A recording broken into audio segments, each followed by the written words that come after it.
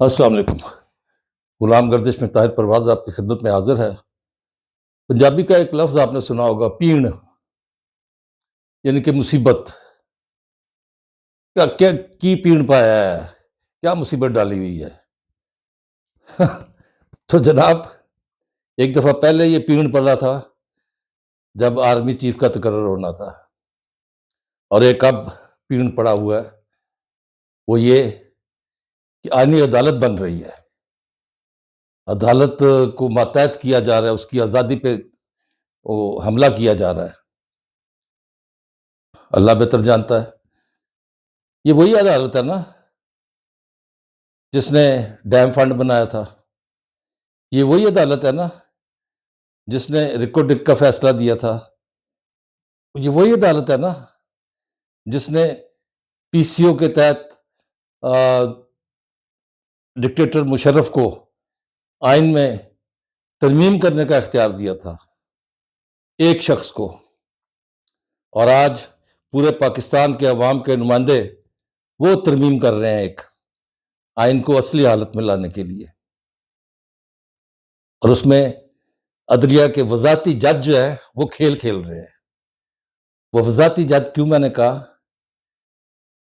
فیصلہ آیا نہیں ہے اور وضاحت آ گئی، ان کو ایک فیصلہ دینا تھا، انہوں نے فیصلے سے پہلے وضاحت دے دی، اور کئی مہینے سے اوپر بعد انہوں نے فیصلہ تفصیلی دیا جو مبہم تھا، جو آئین کو ری رائٹ کرنے کے مترادف تھا۔ یہ وہ جج ہے، اور ان ججوں نے پھر این بلاک 8 ججوں نے دوسری وضاحت پیش کر دی، اور اس میں دھمکی لگائی آئینی ادارے کو، الیکشن کمیشن کو، اگر نہیں کرو گے تو یہ ہو جائے گا۔ اور اس پر بعض اپوزیشن کے رہنما جو بہت بڑے وکلاء میں شامل ہوتے ہیں، مجھے حیرت ہوئی، کیونکہ لائرز ٹرنڈ پولیٹیشین ابھی ریسنٹلی یہ سیاستدان بنے ہیں، تو وہ کہتے ہیں کہ یہ اس پہ آرٹیکل 6 لگے گا الیکشن کمیشن پہ، اس نے غداری کی ہے۔ اب غداری کس نے کی ہے؟ جنہوں نے شاہراہ دستور کو شاہراہ پی سی او دستور بنا دیا تھا، کانسٹیٹیوشن ایونیو کو پی سی او ایونیو بنا دیا تھا، کیونکہ انہوں نے ایک شخص کو اختیار دیا تھا۔ اور آج جو مین محرک ہے اس ساری آئینی تجاویز میں، جو مین محرک ہے، وہ پاکستان پیپلز پارٹی کے چیئرمین بلاول بھٹو ہے۔ اور بلاول بھٹو دن رات انہوں نے کوشش کی ہے، سب کے ہاتھ پاؤں پکڑے ہیں، بڑا بنا دیا مولانا فضل الرحمان کو۔ اب مولانا فضل الرحمان ایک سینٹرل پوائنٹ بن گئے ہیں، اور میرا خیال میں جتنی جپیاں پپیاں مولانا فضل الرحمان کو پچھلے 1 مہینے سے سیاستدانوں نے ڈالی ہیں، کسی نے نہیں ڈالی ہوں گی، ان کے پیدا ہونے پہ بھی کسی نے اتنی پپیاں نہیں کی ہوں گی۔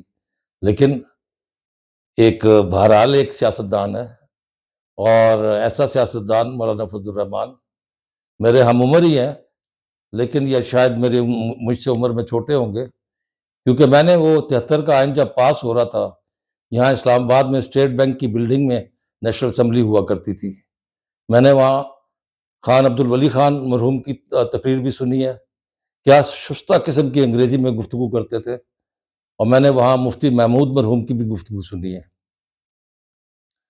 اور وہاں میں نے ذوالفقار علی بھٹو کی تقریر بھی سنی ہے۔ تو یہ چیزیں وہ ہیں، میں تو شاہد ہوں ان چیزوں کا۔ اب اس وقت جو سارا سلسلہ دیکھیں، چاہے عدالت میں وکیلوں کا پیش ہونا ہو، استثناء مانگ لیتے ہیں، ڈیلے کر دیں، اگلی تاریخ دے دیں، تو وہ وکیلوں والا کام جو ہے نا وہ اب پھر شروع ہوا ہے۔ کوئی بندہ یہ پوچھے کہ چیئرمین پارٹی کا باہر ہے، سیکرٹری جنرل باہر ہے، ان کا مشیر اطلاعات ترجمان باہر ہے، تو آپ کس سے پوچھنے جا رہے ہیں کہ ان کو ہم نے بتانا ہے؟ بابا وہ اگر یہ شعور ان کے پاس ہوتا کہ وہ اس قسم کی آئینی موشگافیوں کو سمجھتے تو وہ جنرل قمر جاوید باجوہ کو اپنے رائٹنگ پیڈ پہ ایکسٹینشن نہ دیتے. سوچنے والی بات ہے جب ایک چیز انسان یہ سوچے کہ موصوف کے پاس پرنسپل سیکرٹری اعظم خان شروع سے آخر تک رہے. کیا وہ پرنسپل سیکرٹری اعظم خان بھی اتنا جاہل تھا کہ اس نے کہا جی آپ اس پہ سائن کر دیں اور دے دیں؟ ظاہر ہے پرنسپل سیکرٹری کو مشورہ دیتا ہے کہ آئینی طور پہ کیا ہونا چاہیے، لیکن وہ سائن کر کے ایشو کر دیا، جس پر اس وقت کے گڈ ٹو سی یو ججوں نے کہا یہ طریقہ نہیں ہے، آپ یہ طریقہ استعمال کریں. تو اس لیے یہ جو آئینی موشگافیاں ہیں یہ قانون دان، ماہرین اور بہت اعلیٰ ذہن رکھنے والے لوگ وہ اس چیز پر بات کرتے ہیں. یہ آئین میں جو ترمیم کی جا رہی ہے، انہوں نے کہا کہ جی عدالت بنا کے انہوں نے قاضی فائز عیسیٰ کو اس پہ جج لگا دینا ہے، چیف جسٹس، اور چیف جسٹس سپریم کورٹ ماتحت ہو جائے گا، جو دماغ میں آیا وہ نکال دیا. لو جی، نہ آئینی عدالت بن رہی ہے، نہ قاضی فائز عیسیٰ کسی بھی ایسے انسٹیٹیوشن کا، آئینی ادارے کا سربراہ بن رہے ہیں. وہ تو جا رہے ہیں، انہوں نے جانا ہے میرا خیال ہے ٹرکی جانا ہے، ان کی ہمشیرہ بھی مار رہے ہیں، اور پھر اس کے بعد وہ جائیں گے عمرہ کرنے کے لیے اپنی بیگم کے ساتھ. اب یہ ہمارے ہاں یہ المیہ ہے کہ ہم بات کو اتنا بڑھا دیتے ہیں. اب رات کا اس وقت پاکستان میں ٹائم ہوا ہے 2 بجنے والے ہیں، اور صبح سے ایک آ رہا ہے ایک جا رہا ہے مولانا فضل الرحمان کے گھر. میں نے ایک دفعہ کہا تھا کہ زندہ مولانا کا عرس ہو رہا ہے، سارے بنگڑے ڈالتے ہوئے آتے ہیں، بنگڑے ڈالتے ہوئے جاتے ہیں. مولانا ہمارے ساتھ ہے، دوسرے کہتے ہیں مولانا ہمارے ساتھ ہے، اور مولانا ایسی زبردست چال چل رہے ہیں، ایسی زبردست چال رہے ہیں. ایک اور بڑی مزے کی بات، جن کو کل ناموں سے پکارتے تھے آج ان کے در پر جا کر کہہ رہے ہیں کہ ہماری چیئرمین سے ملاقات کروا دیں. اور وہ مولانا حکومت میں نہیں ہے، اپوزیشن میں ہے، اور مولانا فضل الرحمان جو ہے وہ کہتے ہیں ٹھیک ہے آپ کی ملاقات کروا دیتے ہیں. مولانا اپنے جو ان کے ہے وسائل وہ استعمال کرتے ہیں، جیل کا دروازہ کھل جاتا ہے. باقی سارے قیدی اندر ہیں، ان کا کوئی پرسان حال نہیں، ان کو کوئی ملنے نہیں آ رہا. اور پھر اس پر وہاں سے کیا خبر باہر لے کے آئے ہیں؟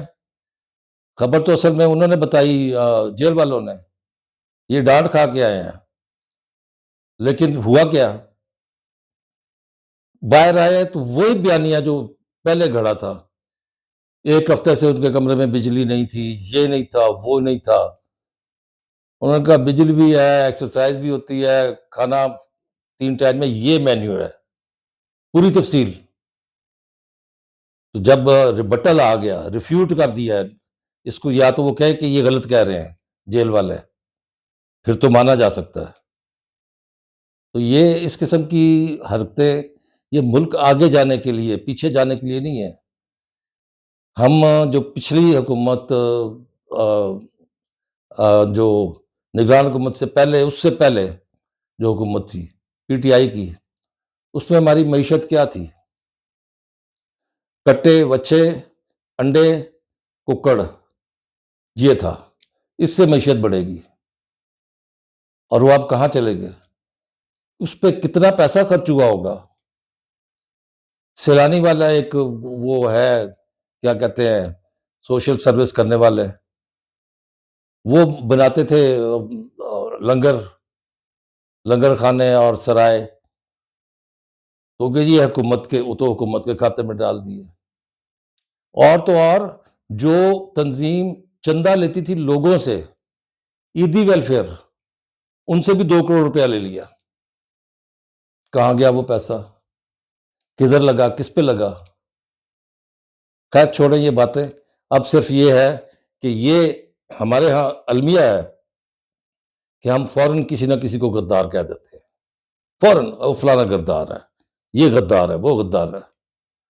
لیکن میرا ایک شعر ہے، اتنے مجبور کبھی پہلے کہاں تھے طاہر، اتنے مجبور کبھی پہلے کہاں تھے طاہر، اب تو غدار کو غدار نہیں کہہ سکتے، ایک نہیں کو تیرا انکار نہیں کہہ سکتے، اور ایک ہاں کو بھی اقرار نہیں کہہ سکتے۔